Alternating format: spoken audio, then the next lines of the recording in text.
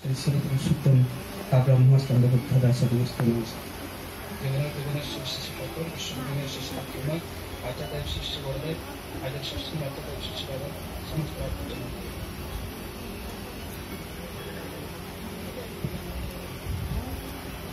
उत्सव सत्संगर पूज्य पुरोधा महोदय, पूज्य वरिण्य सम्मान्य ऋतिक मंडली, कर्मी मंडली, गुरुहात मंडली, स्नेह मात्रफल छोट पे समस्त भक्तिपूत जय जगुच्छी। बड़ंगी सत्संग उपयोजना केन्द्र आनुकूल्य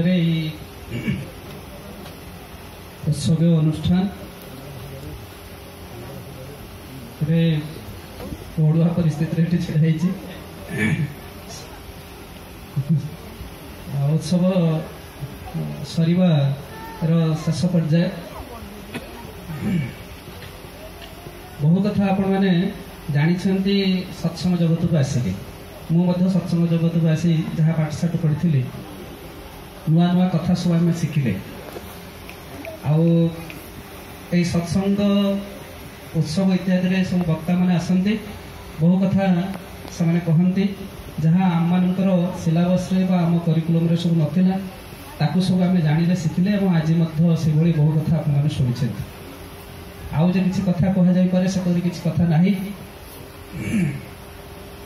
मोर गोटे कथा मन पड़ुछि विवेकानंद पढ़ुवा समय प्रोफेसर सहित गोटे किसी कथा हो गोटे जुक्ति तर्क होता।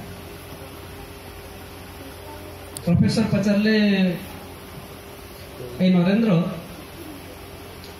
Who created this universe. Narendra उत्तर दूसरी God has created this universe. Now who created the Satan शैतान?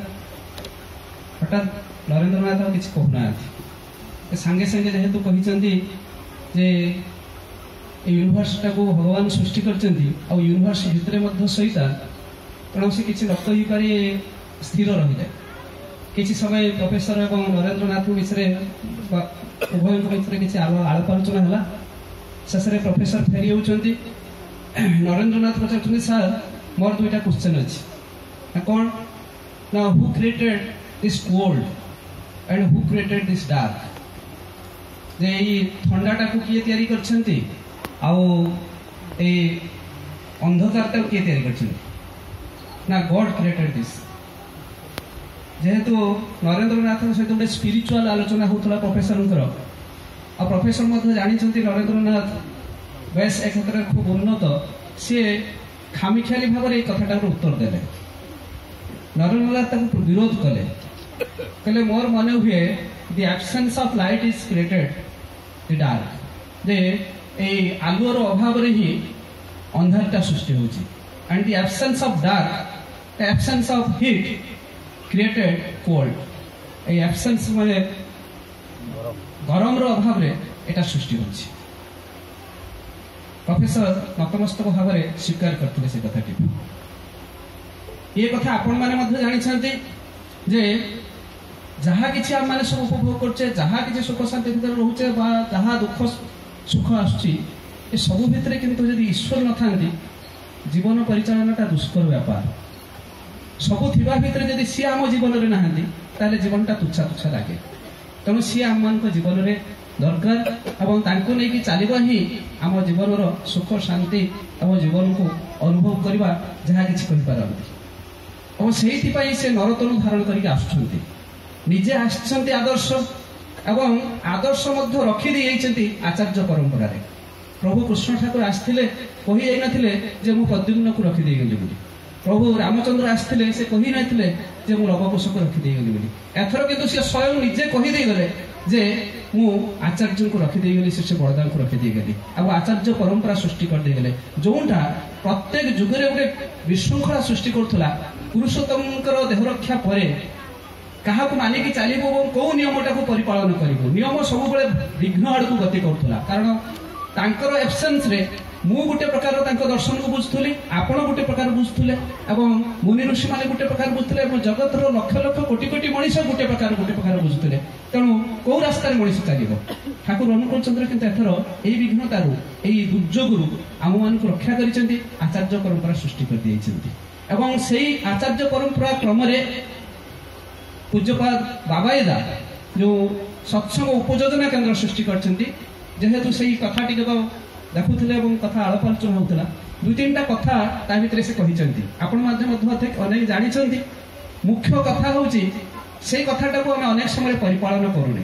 କେବଳ ଯେ ଏଠାରେ ଇଷ୍ଟବୃତ୍ତି ଆଦାୟ ହେବ ତାହା ନୁହେଁ, ଏଠି ଇଷ୍ଟବୃତ୍ତି ଆଦାୟ ହେବା ଦିନ ଯିଏ ଆଦାୟ କରିବେ, ସେ ଯେଉଁମାନେ ସବୁ ଆସୁଛନ୍ତି ତାଙ୍କର ସୁଖ ଦୁଃଖର ଅଧିକାରୀ ହେବେ, ତାଙ୍କର କଥାକୁ ପଚାରି ବୁଝିବେ। ସେ ଘରେ ଠାକୁରଙ୍କର କି କି ବହି ସବୁ ଅଛି, କୋଉ ସମୟରେ ସେ ସବୁ ବହି ଗୁଡ଼ିକ ପଢ଼ାଯାଏ, ବାପା ମା ପିଲା ଛୁଆ ନେଇ ସେ ବହି ଗୁଡ଼ିକ ପଢ଼ାଯାଏ ନା, ସେ ବାବଦରେ ଆଳାପ ଆଲୋଚନା ହୁଏ ନା ନାହିଁ। ଯଦି କରୁନାହାନ୍ତି ତାହେଲେ ଭାଇ ଏଇ ବହି ଆପଣ ଆଣି ଘରେ ରଖିବେ। ଆରଥରକୁ ଆସିଲେ ପଚାରିବେ ସେ ସବୁ ବହି ଗୁଡ଼ିକ ଆପଣ ଆଣିଛନ୍ତି। ଯଦି ଗୋଟେ ବା ଦିଟା ଆସିଛି ବା ଯଦି ନ ଆସିଛି ପୁଣି ତାଗିଦ କରିବେ, ବହି ଟିକେ ଆଣିକି ପବିତ୍ର ଗ୍ରନ୍ଥ ଗୁଡ଼ିକ ରଖନ୍ତୁ ଏବଂ ତାକୁ ପଢ଼ାପଢ଼ି କରନ୍ତୁ। କେତେ ସମୟ ନାମଧ୍ୟାନ କରନ୍ତି ଭାଇ? ଦିନର ମାସରେ କେତେ ଦିନ ବସନ୍ତି ନାମଧ୍ୟାନ କରିବା ପାଇଁ? ଏଇ ଦିନେ 2 ଦିନ ବସେ ସାଧାରଣ ଭାବରେ ଯାହା ହୁଏ ନା, 5 ଦିନ ଅନ୍ତତଃ 10 ମିନିଟ୍ ଲେଖା ବସିବା ପାଇଁ ଚେଷ୍ଟା କରିବେ ବା 5 ମିନିଟ୍ ଲେଖା ବସିବା ପାଇଁ ଚେଷ୍ଟା କରିବେ। ଆରଥରକୁ ଆସିଲେ ତାକୁ ଯେମିତି ପଚରା ଯାଏ ବା ତାର ଖବର ଯେମିତି ନିଆଯାଏ, ଭାଇ କେତେ ମିନିଟ୍ କେତେ ଦିନ ଧରି ବସିଛନ୍ତି, 5 ମିନିଟ୍ ନା 10 ମିନିଟ୍ ନା କ'ଣ ପାଇଛନ୍ତି, ନା ଆନନ୍ଦ ପାଇଛି, ନା ଆହୁରି ଦିନ ସଂଖ୍ୟାଟାକୁ ବଢ଼ାଇବା ଦରକାର। এইভাবে ভাবে সে যেমি মাস তমাম সে নামধান করে 5 মিনিট হোক কি 10 মিনিট হোক কি অধ ঘন্টা হোক।